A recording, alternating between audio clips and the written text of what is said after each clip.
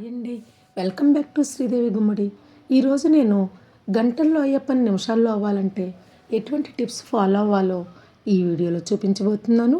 Tip చూస్తూ ఒక like ఇవ్వటం మాత్రం మర్చిపోవద్దండి. టిప్ 1 వచ్చేసి దొండకాయ కూర చేయాలంటే మినిమం కోయటం దగ్గర నుంచి వేయించే వరకు 1 అవర్ టైం పడుతుంది కదండి. నేను చూపించే టిప్ ద్వారా సింపుల్గా 10 నిమిషాల్లో కూర చేసుకోవచ్చండి. అది ఎలాగంటే దొండకాయలను ఇలా కట్ చేసి మిక్సీ జార్లో వేసి ఆనా పద్ధతిలో ఇలా మిక్సీ పట్టుకోవాలి. పెద్ద ముక్కలు ఏవైనా ఉంటే కనుక తీసేయండి. ఇలా అన్ని ముక్కలు మిక్సీ వేసిన తర్వాత ఇదే జార్లో ఒక ఉల్లిపాయ ముక్కలు, 7-8 వెల్లుల్లి రెబ్బలు, 2 స్పూన్స్ కారం వేసి ఇలా కచ్చా పచ్చాగా మిక్సీ పట్టి పక్కన పెట్టుకోవాలి. తర్వాత కళాయిలో 3 స్పూన్స్ వరకు ఆయిల్ వేసి తిరగమాత పెట్టిన తర్వాత దొండకాయ పేస్ట్ ఇంకా సరిపడా సాల్ట్ వేసి కలుపుకోవాలి. కలిపాక ఫ్లేమ్ని సిమ్లో పెట్టి మధ్య మధ్యలో తిప్పుకుంటూ ఇలా కలర్ మారే వరకు వేయించుకోవాలండి. తర్వాత దీనిలో ఉల్లి పేస్ట్ వేసి మంచిగా కలుపుకొని మరో 3-4 నిమిషాలు వేయించాలి. చాలా సింపుల్గా ఈ కర్రీ అయిపోతుందండి. రైస్లోకే కాకుండా చపాతీలోకి కూడా ఈ కర్రీ చాలా బాగుంటుంది. ఇక టిప్ 2, ప్రతిరోజు వెల్లుల్లిపాయల్ని కూరలో నలగొట్టి వేయాలంటే కొంచెం కష్టం కదండి. జాబ్ చేసే ఆడవారికి అయితే ఇక చెప్పనవసరం లేదు. నేను కూడా జాబ్ చేస్తాను కాబట్టి ఆ టైం వాల్యూ నాకు తెలుసు అనమాట.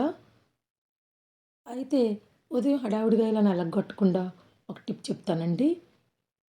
స్టవ్ మీద నీళ్లు పెట్టి వేడెక్కిన తర్వాత వెల్లుల్లిపాయలను వేసుకుంటే పాయ నుండి రెబ్బలు ఈజీగా ఊడి వస్తాయండి.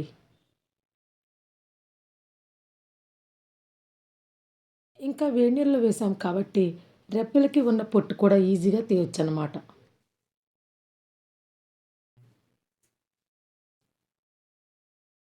ఇలా వెల్లుల్లి రెబ్బల నుండి పొట్టు తీసిన తర్వాత ఎండలో 2 రోజులు ఎండబెట్టుకోవాలి. 2 రోజులు ఎండబెడితే ఇలా ఎండుతాయండి. ఇప్పుడు మిక్సీ జార్లో ఈ వెల్లుల్లి రెబ్బలను వేసి పొడి చేసుకోవాలి. అయితే ఈ పొడి మెత్తగా ఉండకుండా ఇలా ఉండలుగా వచ్చింది కాబట్టి ఈ పొడిలో 2 స్పూన్స్ బియ్యపు పిండి వేసి మళ్ళీ మిక్సీ పట్టుకుంటే ఇలా మెత్తగా వస్తుందండి. ఈ పొడిని బాటిల్లో పోసి స్టోర్ చేసుకుంటే 6 మంత్స్ వరకు నిల్వ ఉంటుందండి. ఫ్రిడ్జ్లో కూడా పెట్టనవసరం లేదండి. ఎప్పుడు కావాలంటే అప్పుడు ఈ పొడిని కూరల్లో వేసుకోవచ్చు. ఇంకా మసాలా రైస్, కిచిడి లాంటివి చేసినప్పుడు కూడా ఈ వెల్లుల్లి పొడిని వేసుకోవచ్చు అనమాట. అలాగే లాస్ట్ వీడియోలో నేను అల్లం పొడిని కూడా చూపించానండి. ఏదైనా మసాలా రైస్ లాంటివి చేసుకున్నప్పుడు ఈ 2 పొడులు చేసి పెట్టుకుంటే 10 నిమిషాల్లో బిర్యానీ మసాలా రైస్ లాంటివి రెడీ అయిపోతాయండి. టిప్ 3, ఎండుమిరపకాయలను ప్రతిరోజు తుంచి తిరగమాతలో వేయటానికి టైం పట్టడమే కాకుండా చేతులు కూడా మంటపడుతూ ఉంటాయి కదండి.